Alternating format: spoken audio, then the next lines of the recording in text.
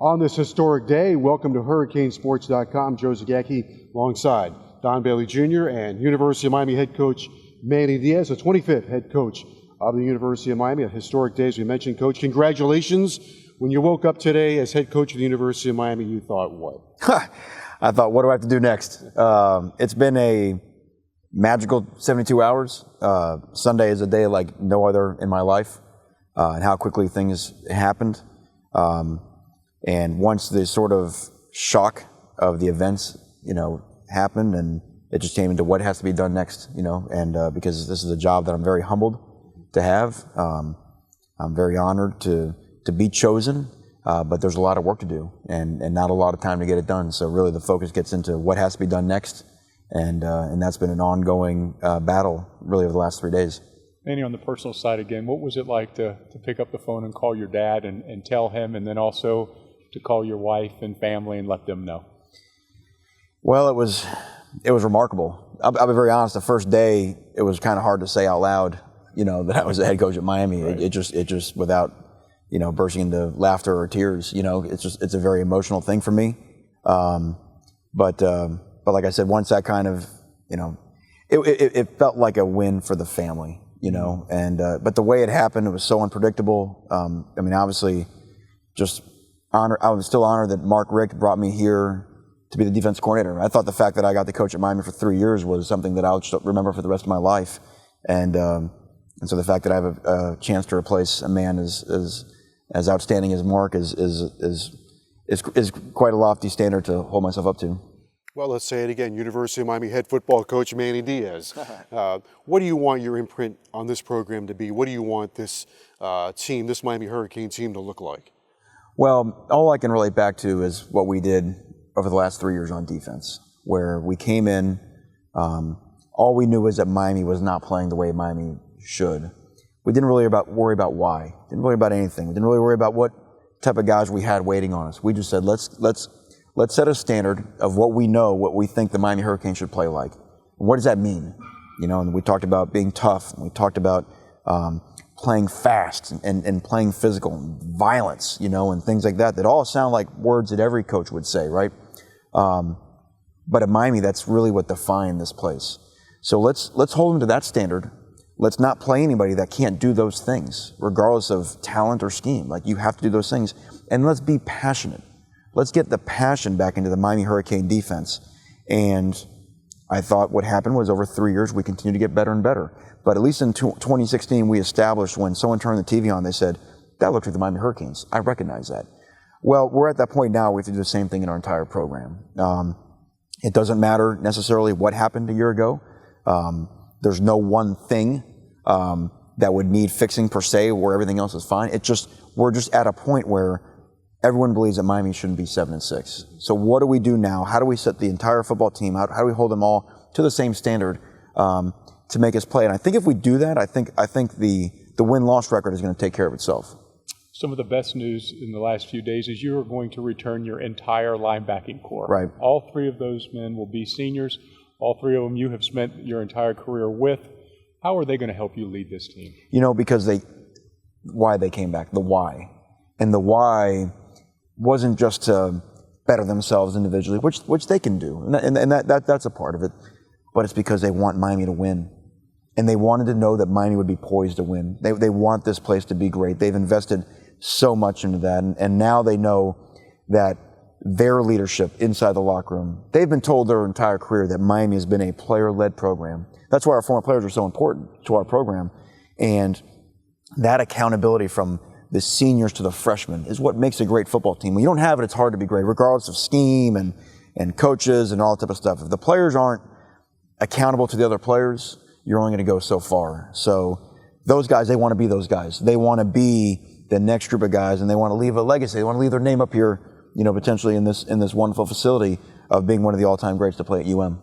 Well, one of the things you are really working on, I'll make this a 2-for-1, is the offensive side of the ball. Right. You have a great description of your vision on the offense, but in order to run that offense, you also need a quarterback. Right.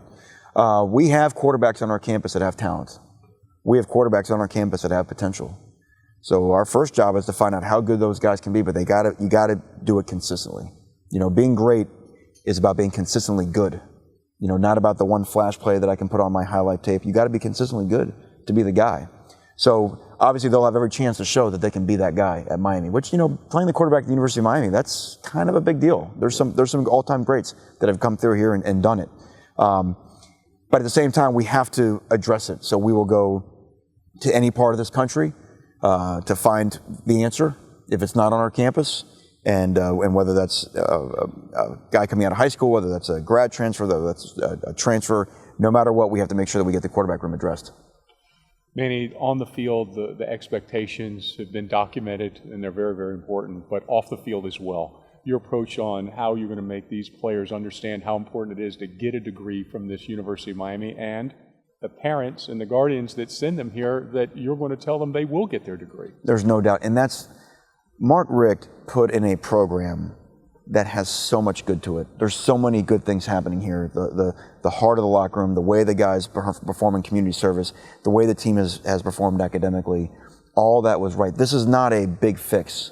There was just a reboot that needed to happen. So all the things that made our guys special, all the reasons why families felt very comfortable sending their young men to come play for the University of Miami, and the fact that we would take care of them, not just academically, but going beyond in life after their time of playing for the Hurricanes, all that's still intact. We just there needs to be a little reboot in the locker room. And so it's my responsibility and it's my job to make sure what was great stays great, and what needs a shot of adrenaline gets a shot of adrenaline. Yeah, the adrenaline, and you mentioned in your press conference, I thought it was a great way to describe it, because everybody wants to put a title on offense, and you said cutting edge, and that's kind of where we are in college football today. Yeah, because you can't really put a term on a style of offense right now, because there's so many different ways that people try to move the football. And there's the fact that you're in shotgun, does that make you spread? The fact that there's 3 wideouts on the field, there's 4 wideouts on the field. So people have kind of taken the term spread and sort of pulled it around. What I'm concerned about is what bothers the defense. Right. And there are certain things that give defense. You would know about that. I've seen it a time or two. And because I'll put it like this: before I was defensive coordinator, I studied the offensive coordinators that I work with, and I would listen to what they don't want. I'd listen to what they don't like. And I said, if I ever get a chance to be a defense coordinator, well, I want to do those things. Because those guys, they were all like depressed the entire week that we played against those certain styles of defense. So when I got a chance to be a defensive coordinator, my philosophy had already been shaped, because it stands to reason that you should be unfun to play for the other side of the ball. So now offensively, we have to do the same thing. So we have to, take all the advantages that the offenses have in today's game, whether it's pushing the tempo, whether that's RPO game, whether that's formationally, whether it's motion-wise, whatever it is. And we have to make sure we're giving our players the best chance to win, because we're well coached and we'll execute. But also, can we create problems for the other side of the ball where the other team makes mistakes? I always said defensively, we don't do anything defensively that's super out of the ordinary. But if you do enough stuff really well, you're going to cause the other team to make mistakes. That's the advantage of being multiple. And so obviously we want to do the exact same thing with how we attack another team on offense. Manny, the importance of Blake James, the president of this university, board of trustees, everybody involved to get this deal accomplished, to get this done in such warp speed. If it had gone maybe a couple more hours, it may not have happened. And the amount of people who had to come together on a Sunday morning, when everybody woke up on Sunday morning, it's a holiday weekend, basically, just feeling, hey, what's going to happen? I mean, I'm conducting an interview for Temple University, and by noon, madness has kind of come in. And so the amount of people at this university who are called into action on a very unusual day that came together to make this happen will be, in my mind, sort of the stars of the story. So, again, Blake James and Jen Strawley and their efforts, but going to the administration and David Epstein and the board of trustees, a lot of people had to come together to make this happen in a short amount of time, because there was a time element, because I wanted to do right by Temple. That was a hard position to be in, because I had given myself, I mentioned in the press conference, I did not go to Temple to come back. I went to Temple to do the best job I could possibly do at Temple. And then lo and behold, things moving this way. And that's why, to me, it's hard not to see God's hand in all this, the way that it happened. But a lot of people had a major part in making it happen. We are sitting here inside the Carroll Sofer Indoor Practice Facility, which I bring up for a variety of reasons. And one, you have a half a recruiting class already done, which is really talented players, and we can address that. But also, this time a year ago, you couldn't show anybody this thing that's complete, and yeah, another part of recruiting coming up. So a lot to offer in terms of facilities, and a lot to offer in terms of, you mentioned the reboot, your energy, your passion, and your vision for this program. There's no doubt, and that's why this building for me will always be in credit to Mark Richt, because his way that he was able to galvanize people to make this a reality, that's no easy thing. A lot of people, talk about people coming together, a lot of people in the UM community had to come together, not to mention him with his very generous donation to make this a reality. And so, you know, you always want to leave something better than you found it, you know, and you know, we all know what an outstanding man he is, but the fact that he'll always be able to look at this with pride and say, you know, this is something that you know, my alma mater needed, and I was able to help get it done. And then, of course, the recruiting is coming up. So we got a lot of things to talk to those future Hurricanes about. There's no doubt, and we got to get that buzz going again. Right. You know, and I think when we get some of these hires, I think that's going to be a shot in the arm to the program, and I think the players will see that. We don't have a ton of spots left to fill, but the ones we have to make sure we choose wisely. We don't have to take a guy just to take a guy.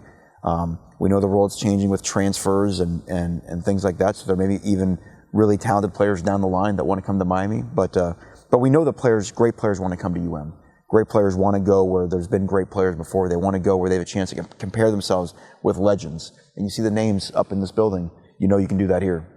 Well, the 240 some days is the Gators, and I don't know if there are too many people out there that, you know, go after the Gators more than DBJ and myself, but we're really happy for you. Congratulations. Thank you so much, Joe. University of Miami head football coach Manny Diaz, thank you for joining us right here on HurricaneSports.com.